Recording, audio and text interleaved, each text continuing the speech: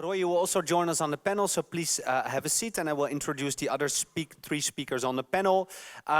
First of all, Daimler Mobility Service, Mr. Thomas Hengstermann, ladies and gentlemen. Give it up, applause. And from Yushan Ventures, Volker Heistermann.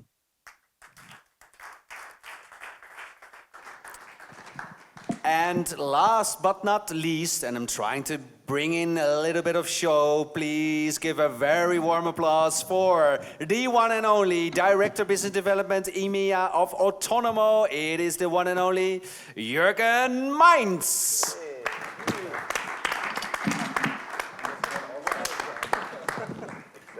Okay. I must say, sometimes it's a long day for me too, right? So I'm trying to use different approaches to the panel. Wow, okay, so much for diversity at conferences, right? I mean, 5 ugly white males on the podium. No, I'm joking. So where you start counting, actually? 5, I said 5, so... We're allowed to shoot him afterwards. Okay, no, but I mean, the title's actually very interesting. I did not write that down, but it's actually very interesting. The bright future or dystopia.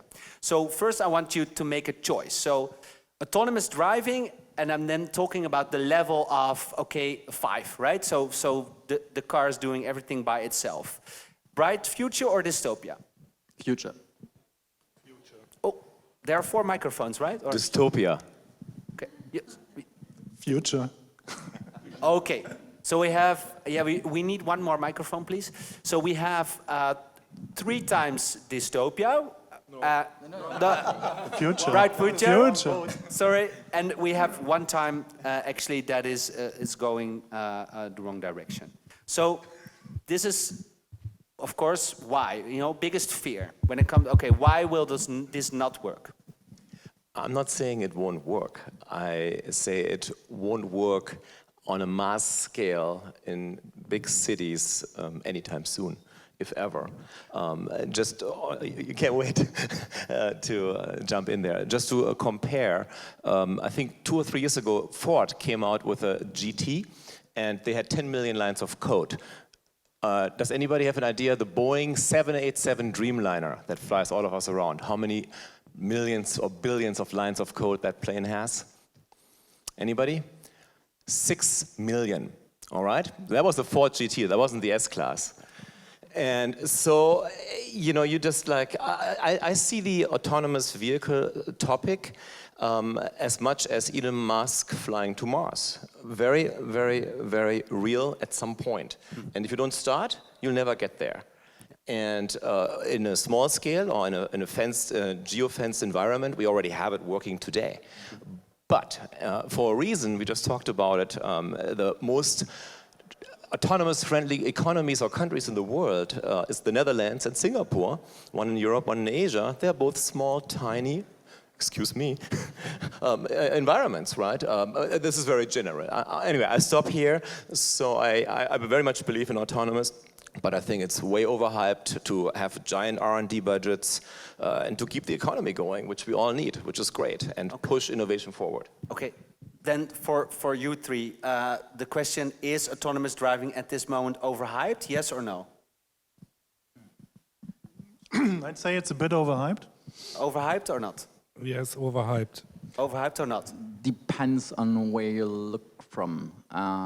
In Germany, there's not that much going on about the technology, I would say, so the discussion side. In the US, yes. Venture capital, US overhyped. Germany, no venture capital. And there's China. Okay. The question is about like the communication strategy. Do you do bold announcements first? And then you do a first baby step? Or do you prepare for a huge challenge? I'm with you on that one. It's a huge challenge. We'll have tons of questions and still answers to be found. And then you start in a rather slow approach. And then you build for it, you build on trust. The topic of future in dystopia, it's a lot about trust. It's a car transporting me, myself, family, elderly people. This is something that needs to be built on top of it. And that's why you can't just do a bold announcement, read the headline and that's it. It comes with a lot of effort, a lot of hard work, and this is something you need to earn. So I think we should look at who made this hype. Because it wasn't the automakers, it was mostly investors. And of course, if they invest in companies, they have to make a big hype because that produces value for them. The automakers, they will normally always play it a little bit down and say, hey, let's develop it first, then test it, and then bring it out to the road. Last year, I heard on a conference here in Berlin, somebody who said, well, in 2022, you will only see autonomous cars driving around Berlin. I said, well, dream on. That's not going to happen because we have 60 million cars here and there are only 3 million sold every year. So it would take 20 years if we would start selling only autonomous cars right now. So it's just not possible. May I push back on that? I wouldn't blame the investors for the hype. I've spent 23 years in Silicon Valley. I'm from Germany originally. Now I spend most of my time in Asia. And I can tell you that Daimler, Porsche, all of them had their little R&D shops in Palo Alto. Nobody ever went there. It was just for design, for the most part. I'm being very general again. But 5, 6, 7, 8 years ago when autonomous started, it started actually with DARPA, right, the DARPA challenge. But when it started, all of a sudden, the automakers started opening innovation centers, and then the VCs took notice. And I wouldn't say, car makers have VC funds too, and they invest. And you guys give out the POCs to the startups that then come to us, investors, and say, here, I got a Daimler contract. Are you going to invest? So it's an ecosystem, and it's sort of like VCs need a topic to raise the next fund and need to invest in something. And car makers need to sell more cars on different cars. And so it's very hard to blame somebody, but I wouldn't just... I didn't blame anybody. I just recognized it somehow. Yeah. So interesting, you live in San Francisco, but you now spend your time mostly in Asia. Why? Oh, well, things are happening in Asia. So I didn't leave. I go back and forth. I spend my time actually on 3 continents nonstop. But I like Asia. It's invigorating. And I happen to be in Taiwan for a number of reasons. And it does make a lot of sense for automotive in the future as well, because the processing power that the cars need, again, just back to that statement I made earlier, where does it come from? It comes from Taiwan. And you have a lot of mainland Chinese battery entrepreneurs coming to Taiwan and source technology, source components. Tesla, an unknown fact, sourced, and I know the guy who did it, he's running a startup now in Taiwan, he's an African-American gentleman. He sourced 60% of the first Roadster, some from Lotus, and the rest was sourced in Taiwan. The components, actually. So that's why Asia. And now with the cars being superpowers, supercomputers, they're going to have to go back to where these things come from. Semiconductor industry, where is it? It's in Asia. It's in Singapore. It's in Korea. Of course, the Netherlands has some components, US, but primarily it's driven from Asia, Taiwan. Yeah. So do we still have to talk about this technical aspect of autonomous driving? Because Roy was actually bringing forward the point of like legal systems and importing new values when it comes to autonomous driving. What for you guys is the most, is the most relevant in the debate? Very simple. For me, when I'm 90, I want to live somewhere in the countryside, and then I want to have a car that can drive me to the hospital. So is this gonna happen? Okay, you don't know how old I am, but let's say in 50 years.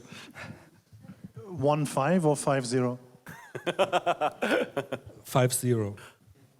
Probably. Okay, so probably in 50 years. If I would know the future and like 100% of the future, probably I wouldn't be sitting here. In 15 years? Less probable. It's a question of where to focus. We could focus on the regulations. We could focus on the values. We could talk about whether it's a polite robocar or an evil robocar, how you program it. We all have these situations in mind. That is, to me, needs to come also from a customer point of view, accepting it. We're not talking about selling a car. We're not talking about like selling the technology and that's it. We're talking about selling a service, transporting people from A to B. That comes with a desire to move from A to B. I can't change people's habits every day. There's like this rule of thumb that people go to 8 places. Work, home, etc. You keep counting. If I would want to change that, I need to embrace that with a service that is delivering like different answers than today to change these patterns. And I think this is where autonomous driving can help. And starting early also helps build the trust from the customer point of view in that system again. And this to me is a more critical question. Like, you know, there's these But studies can that be looking influenced by developments in Asia? It can. Look into China, for example. 75% of people respond to the question, would you like to drive an autonomous car or be driven? Yes. Same question in Europe, and there are various statistics ranging from like 20% to 60%, depend on the statistics you choose. But it's less of an answer than in Asian markets, for example. I recently was thinking about the idea of robo-taxis, and I'm personally not really sure if they really will succeed the same way like they might do in the US, specifically when it comes to the idea that you have like a great taxi lobby and that you have the public transportation system, which is in a sort of way in contrast to that idea of robo-taxi. So what do you think then? I mean, see it this way, we already have the discussion of MotorAI in Hamburg, yeah?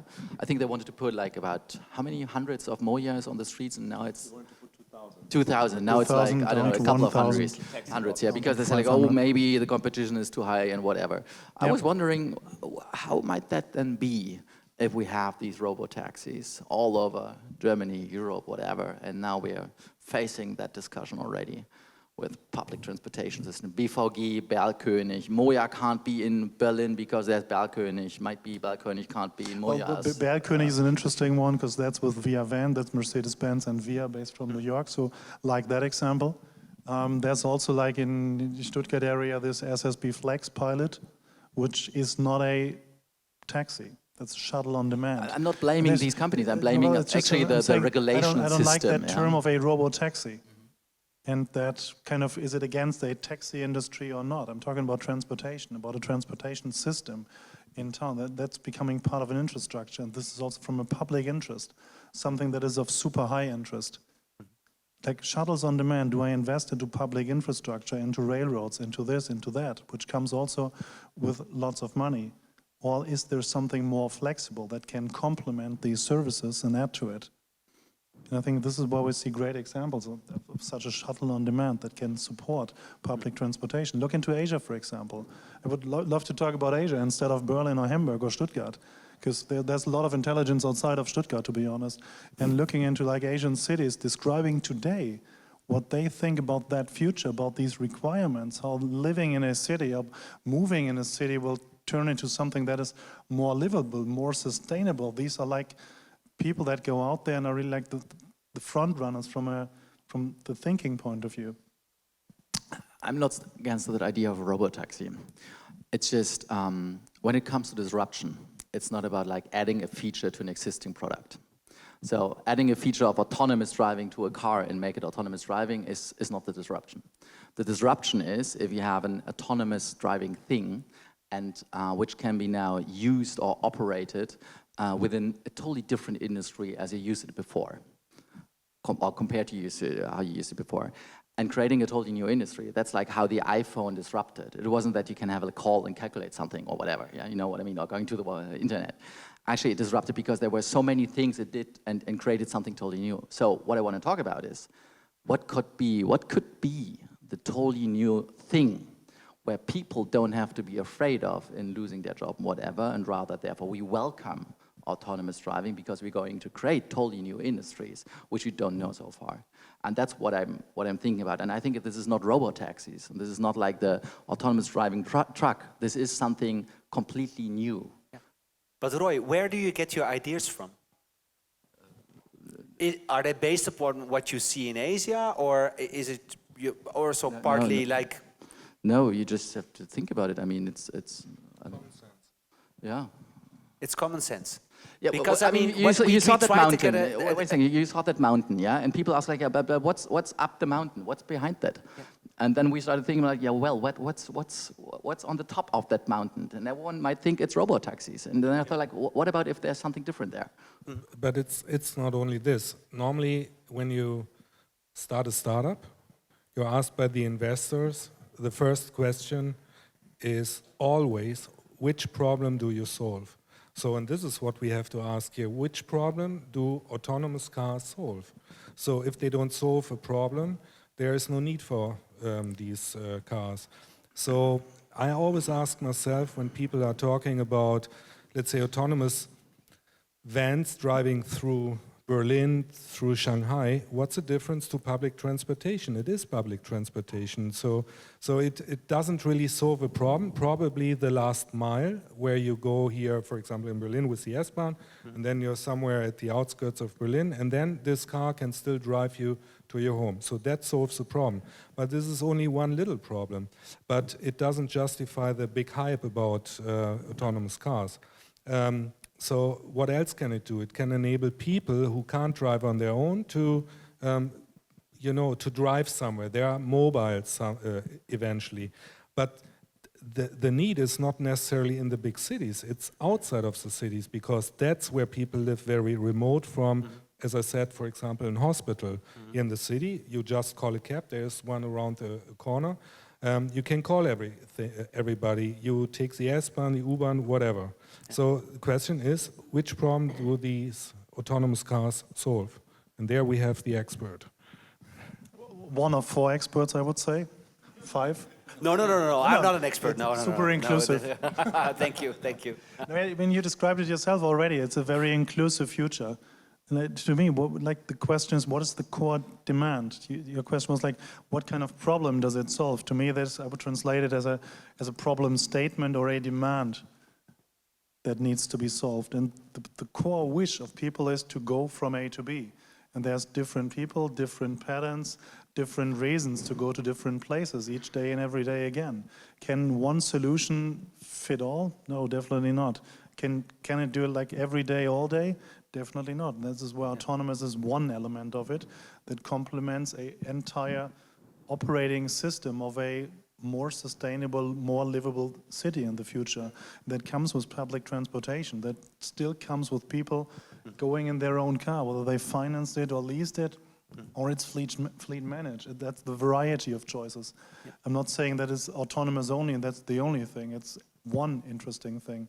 One super interesting topic to solve these problems, but definitely not one answer that. I always also ask myself, when we talk about autonomous cars, should this always be a car without a steering wheel?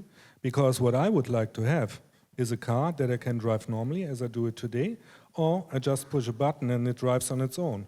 So for example, like level 3 or so in a traffic jam or somewhere on the highway, that would be, I would love it. But if I would have a Porsche, I have to say, if I would, then I would love to drive this car on my own. So one of the interesting discussions around autonomous driving also within Daimler and Mercedes-Benz, with a dear colleague I really value a lot, and he was like, I like what you're talking about, it's great, it sounds like the future, but I still like to drive. I really like that. This again, the variety that I was mentioning. You will have all these options. I think it goes a little bit back to what I said earlier, that it's really important that we build autonomous and that we work on it, but it's not only a great question about the actual car, but it's when I spoke with the founder of Qing, who is doing battery packs now, the guy who sourced the components for Tesla many years ago in Taiwan, I said, who are you selling to Audi, to Daimler? He says, no, not at all. There are many more batteries needed by bulldozers, by the construction industry, and they need to be autonomous as well. And we're working with the self-flying car startup from Oregon. They're 80% done, a real self-flying car. And one of our teams in Taiwan is working on disrupting the way the user interface for that, because we don't want to be pilots when we're in that car. And so the first thing the team looked at, why does the 787 Dreamliner still have foot pedals? Are they really necessary? So we're taking them out, not for the 787, but for this particular. And then the next prototype that they already have in concept is a self-flying jet ski that you could then replace roller coasters with. and play around in amusement parks. So this is all technology that the gentlemen on this panel, including the investors, bring to us, and then we take bits and pieces and components that are required. LiDAR technology, our company, our fund invested in Quanergy, the LiDAR company, got really bad news last summer, and now they're going in other industries. They're not just focusing on the car industries anymore. Actually, I think they work with you guys. And as well, but so these technologies have place in other parts, and that, Roy, back to your question, will then, none of us in this room know what is going to be after the self-flying car, what's going to be after the autonomous vehicle that just drives. But what you just addressed, I think, is one of the most important factors here. Do people really like this? When you said, for example, there is this plane, do they need this stuff?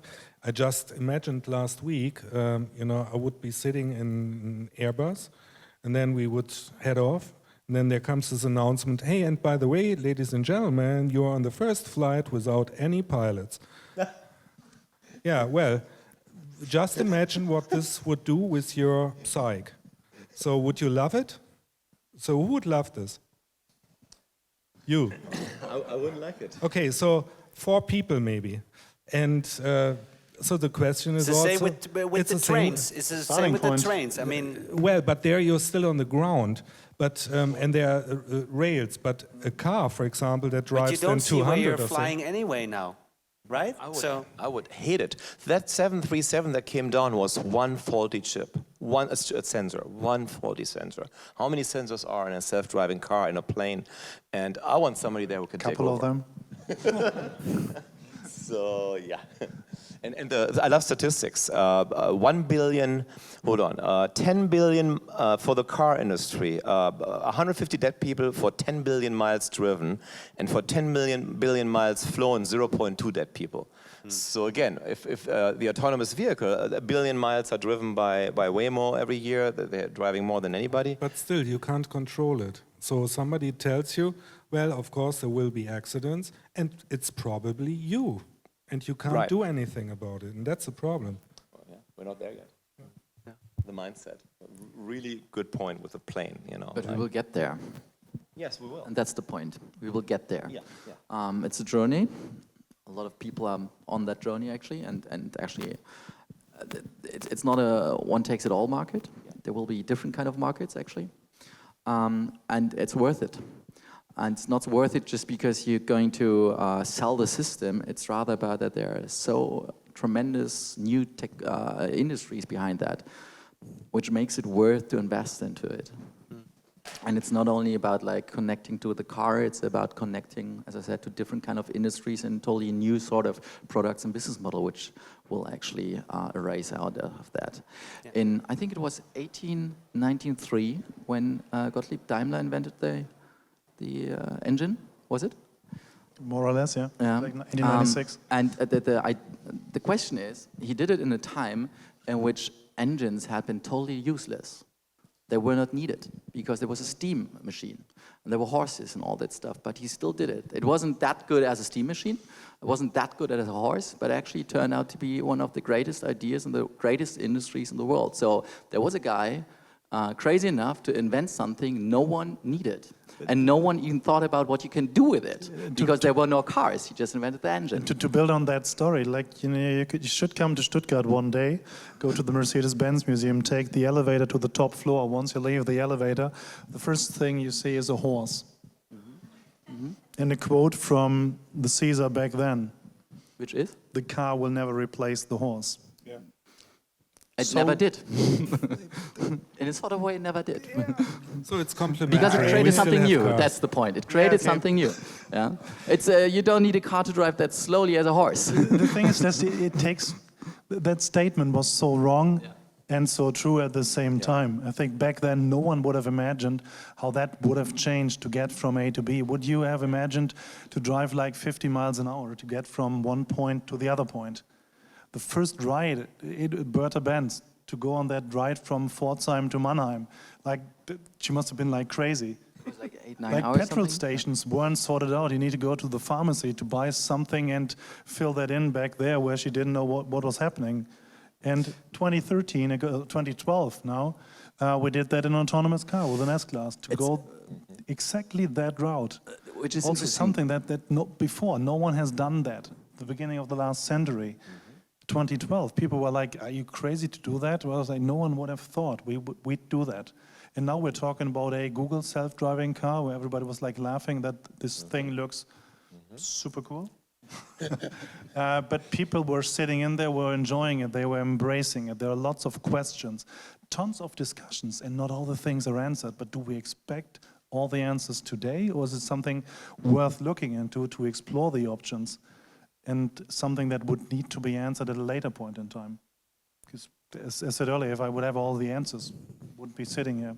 But that's exactly what I love about it, to find out whether it's that bright future or something. That's the point. There is a future. We don't have an infrastructure for that. We don't have a need for that right now.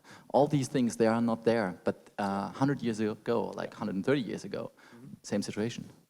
Yep. And it turned out to be the greatest industry we had so far, giving a lot of people jobs.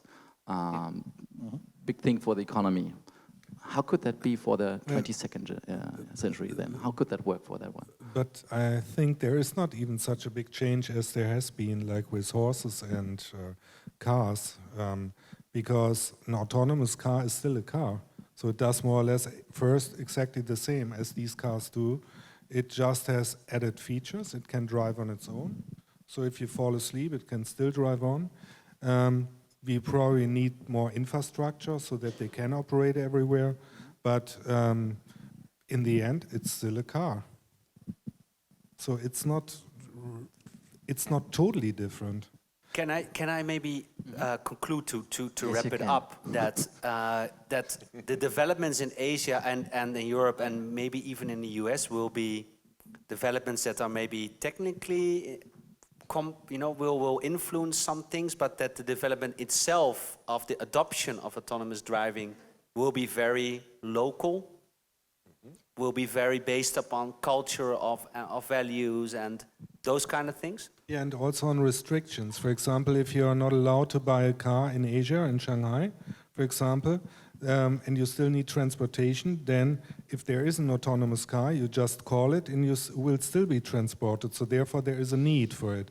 But for example, here in Germany, if you have your own car, there is no need for an autonomous car right now. So therefore, due to these restrictions or laws, they might have, let's say, an advantage of the adoption for these autonomous cars.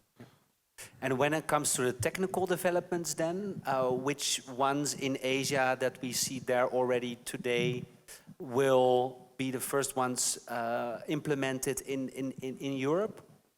Well, I like a company we work with is called Vision from South Korea. They work through LG. It's a visualization company. They're one of part of the stack, one of the elements of the self-driving car. But China is pushing from a federal level AI. And so China, look at China. It's all about data. We talked about the billions of miles driven. We can ask Roy, who is your biggest competitor in Asia? Momenta AI. China. Yeah. But I think the key facts for, like the key points for autonomous driving is first of all hardware, because out of that you get the real data. And I mean, a lot of OEMs are just fighting with the hardware they can buy from Bosch and Continental and stuff like that. So the ones who make it right, they build their own hardware, actually, what I heard so far. And the second is not these AI technologies on the recognition side. It's what I really think is on the decision side. So how the decision is being made and how you can actually reproduce decisions being made by a system to, on the other hand, create trust at the people side who sit in the car. You have to trust the system. It will be a sort of a brand. It's an operating system. You will put your life in the hands of that system. Are the developments at Daimler going fast enough for you in the direction of autonomous driving? I feel comfortable enough, yes. We've made that announcement that we partnered with Bosch now more than 2 years ago, and announced that we'll be ready by the beginning of the next decade. We'll still stick to that timeline and are super confident. In fact, I know the date. Yeah. and super This is confident. exactly what my team is working on. And this is also something that gives motivation to the entire team. Like, you know the date, you know that you have a strong partner within the group, with a strong partner from outside the group supporting that. And we're building on that. And to really launch the first fleet of autonomous cars, self-driving vehicles, is, as I said, something where we have that date and we'll make that happen. Yeah. In fact, later this year in California at San Jose, where we announced the first public trial, others have started last year. Fair enough. But still, I have a lot of trust in that roadmap that we do have. It's not about the boldest statement, but about making it happen and proving it. Thank you so much. Big applause, ladies and gentlemen, for our panel. Thank you.